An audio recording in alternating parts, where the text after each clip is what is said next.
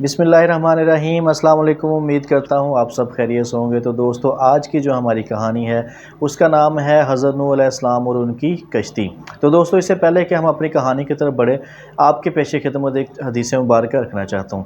دوستو، اللہ کے نبی صلی اللہ علیہ وسلم کے پاس ایک صحابیہ عورت آتی ہیں، آپ کی بارگاہ میں تشریف لاتی ہیں اور آپ سے یہ شکایت کرتی ہیں کہ اللہ کے نبی صلی اللہ علیہ وسلم، میرے جو شوہر ہیں ان کے گھر میں مہمان بہت زیادہ آتے ہیں، وہ بہت زیادہ مہمان نواز ہیں، مہمان اتنی کثرت سے آتے ہیں کہ میرا سارا دن جو ہے وہ مہمان نوازی میں اور گھر کے کام کاج میں گزر جاتا ہے۔ تو دوستو، جس پر آپ صلی اللہ علیہ وسلم مسکرائے اور کہا کہ کل ہم آپ کے گھر مہمان بن کر آئیں گے۔ دوستو، اس پر صحابیہ تھی وہ بڑی خوش ہوئیں، گھر گئے، جا کے اپنے شوہر کو آپ صلی اللہ علیہ وسلم کے آنے کی اطلاع دی، تیاری کی۔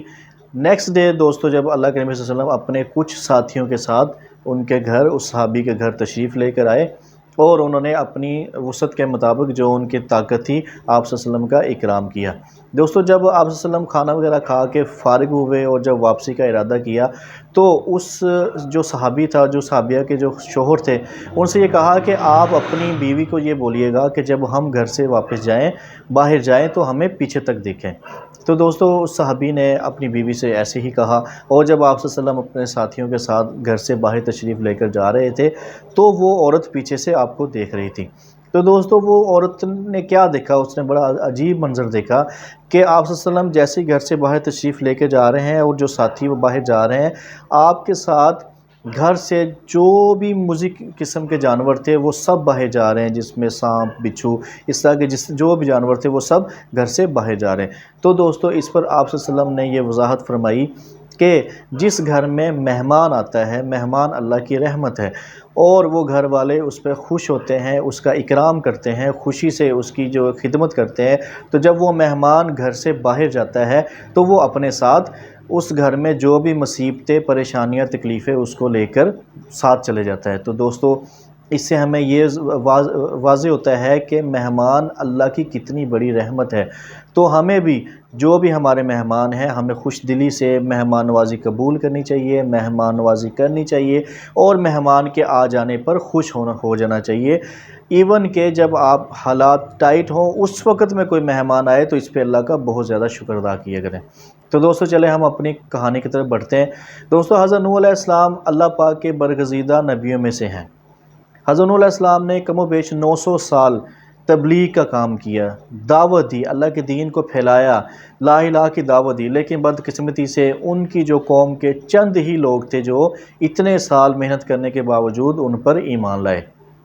تو دوستو، حضرت نوح علیہ السلام کا اکثر ان کی قوم کے جو سردار تھے ان کے ساتھ مکالمہ، ان کے ساتھ مناظرہ، ڈیبیٹ چلتی رہتی تھی، جس پر وہ جو ان کی قوم کے سردار تھے نہ کہ سرکشی کرتے اور ان کا مذاق اڑاتے، جس پر حضرت نوح علیہ السلام ان سے کہتے کہ مجھے خوف ہے، مجھے خدشہ ہے کہ کہیں تمہاری اس سرکشی کی وجہ سے تم پر اللہ کا کوئی عذاب آ جائے۔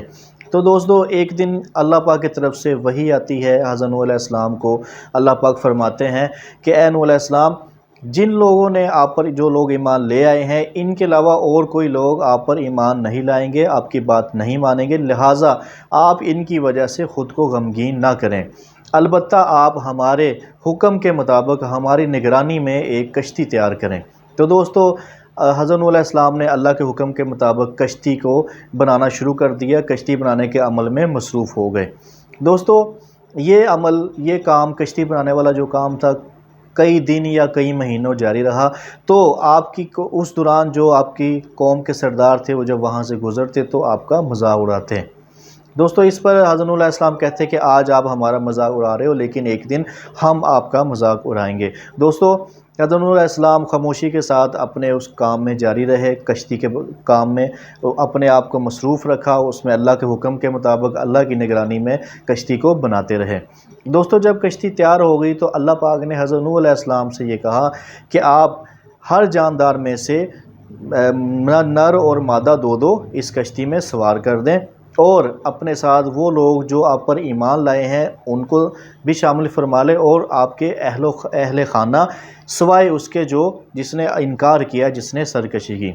دوستو، جب کشتی تیار ہو گئی اور حضرت نوح علیہ السلام نے اس میں اللہ کے حکم کے مطابق سب کو سوار کیا تو اللہ پاک نے بیسیکلی اللہ کا جو ارادہ تھا وہ اس قوم کو اس کے اوپر پانی کا عذاب لے کر آنا تھا، ان کو پانی میں غرق کرنا تھا۔ دوستو اللہ پاک نے زمین کو حکم دیا کہ وہ جتنا پانی ہے اس کو اگل دے، اور آسمان کو حکم دیا کہ وہ اپنا پانی برسائے۔ دوستو امیجن کرے کہ کس قدر بارشیں ہوئی ہوں گی اور کس قدر زمین سے پانی نکلا ہوگا کہ وہ ایک سمندر سما بن گیا۔ اتنا پانی آ گیا، اتنا پانی آ گیا کہ ہر طرف پانی ہی پانی۔ جب وہ لوگ ڈوب رہے تھے وہاں پانی کا عذاب آ گیا، اور حضرت نوح علیہ السلام اور ان کے ساتھی کشتی میں سوار تھے، تو حضرت نوح علیہ السلام نے اپنے بیٹے کو پکارا، اس کو آواز دی کہ تم بھی اس کشتی میں آ جاؤ، جس پر ان کے بیٹے نے کہا کہ میں ایک پہاڑ پہ پناہ لے لوں گا۔ دوستو پانی کس قدر ہوگا، کتنا زیادہ پانی ہوگا کہ وہ کیا کہہ رہا ہے کہ میں پہاڑ پہ چڑھ جاؤں گا۔ اس کا یہ کہنا تھا کہ اسی دوران ایک بہت بڑی موج آتی ہے، پانی کی ایک لہر آتی ہے، تو وہ اس کو ڈبو کے ساتھ لے جاتی ہے۔ دوستو اس میں اللہ پاک نے حضرت نوح علیہ السلام سے کہا کہ آپ اس کے متعلق ہم سے فریاد مت کریں، کیونکہ وہ سرکش ہے، وہ انکار کرنے والوں میں سے تھا۔ تو دوستو اللہ کے حکم کے مطابق کشتی نے چلنا شروع کیا، کیونکہ اس کشتی کا چلنا بھی اللہ کے حکم سے تھا اور اس کا ٹھہرنا بھی اللہ کے حکم سے تھا۔ دوستو اللہ پاک فرماتے ہیں کہ وہ کشتی جب پانی میں چل رہی تھی، لے کے اپنے سواروں کو جا رہی تھی اللہ کے حکم کے مطابق، تو وہ اس قدر موجوں میں سے گزر رہی تھی کہ جو پہاڑ جتنی۔ دوستو آپ امیجن کریں کہ کبھی اگر آپ سمندر کے کنارے پہ جائیں تو وہاں پہ جو لہریں آتی ہیں، جو موجیں اٹھتی ہیں کنارے پہ آتی ہیں، ان کو دیکھ کے بندہ خوف نما ہو جاتا ہے، دل میں خوف بھر جاتا ہے۔ تو دوستو وہ کشتی جب ایک پہاڑ جیسی لہروں میں سے گزر رہی ہوگی تو وہ کیا منظر ہوگا، وہ کیسا منظر ہوگا، لیکن اس کشتی نے ان کو ڈبویا نہیں۔ کیوں؟ کیونکہ وہ اللہ کے حکم سے چل رہی تھی۔ اور دوستو یہ کشتی دنیا کی واحد کشتی ہے کہ جو بغیر پائلٹ کے چلی۔ آج ہمارے سائنس نے ترقی کی، جو ہے آٹو پائلٹ متعارف کروایا، جو جہاز میں آٹو پائلٹ چلتا ہے، وہ بھی جب لینڈنگ اور ٹیک آف کے درمیان ڈسیبل ہو جاتا ہے، لیکن وہ واحد کشتی تھی جو چلی بھی ہے، اس نے سفر بھی اپنا کمپلیٹ کیا اور اللہ کے حکم کے مطابق باحفاظت اپنے مسافروں کو ان کی منزل تک پہنچایا۔ تو دوستو یہ کشتی کا چلنا یہ بھی کئی دن تک کا ہوگا۔ اس کے بعد اللہ پاک نے اس کو حکم دیا، تو یہ کشتی نے جو اپنا سفر تمام کیا، اپنا سفر جو مکمل کیا، وہ کوہ جودی کے مقام پر اللہ نے اس کو حکم دیا، تو اس کشتی نے کوہ جودی پہ لا کے اسٹے کیا، وہاں پہ کھڑی ہو گئی، اپنے سفر کا اختتام کیا، جس پر اللہ پاک نے حضرت نوح علیہ السلام سے کہا کہ آپ اس سرزمین پر اتر جائیں اپنے ساتھیوں کے ساتھ، یہاں پر ہم آپ کو بہت سی برکتوں سے، بہت سی رحمتوں سے ہم آپ کو نوازیں گے۔ تو دوستو کوہ جودی کا جو مقام ہے یہ بیسیکلی شام اور عراق کے بارڈرز کے قریب ایسٹ ترکی میں آتا ہے۔ تو آج بھی وہ مقام موجود ہے۔ کوہ جودی ایک پہاڑ ہے، پہاڑی سلسلہ ہے، اس میں سے ایک پہاڑ ہے جہاں پہ اللہ پاک نے اس کشتی کو روکا، وہاں پہ پہنچایا۔ امید کرتا ہوں آپ کو آج کی ہماری یہ کہانی دلچسپ لگی ہوگی۔ اگر آپ کو ہماری کہانی اچھی لگی ہے تو اگر آپ ہمارے چینل پہ نئے ہیں، چینل کو سبسکرائب کریں، لائک کریں، اپنے کومنٹس میں اپنی رائے کا اظہار ضرور کریں تاکہ ہماری آنے والی ویڈیو آپ تک بر وقت پہنچے۔ اپنا بہت سارا خیال رکھیے گا۔ اللہ حافظ۔